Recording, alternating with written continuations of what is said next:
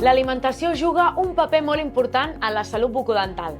Allò que mengem no només afecta les dents i les genives, sinó que influeix en la producció de saliva i en l'equilibri de bacteris a la boca. Una dieta equilibrada pot ser clau per prevenir problemes dentals a llarg termini. Consumir aliments com les fruites i verdures cruixents, els làctics, els fruits secs i el te verd pot afavorir una boca saludable. Aquest tipus d'aliments ajuden a eliminar la placa, enforteixen l'esmalt i estimulen la producció de saliva, que és un netejador natural de la boca. També hi ha aliments que convé consumir a moderació, com serien els sucres, els aliments àcids o enganxosos, el cafè i l'alcohol.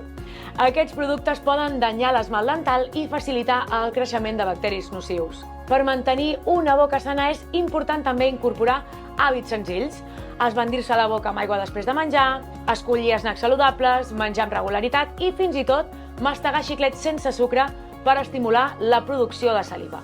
Amb petits canvis en la nostra dieta i hàbits diaris podem contribuir significativament a la millora de la nostra salut bucodental.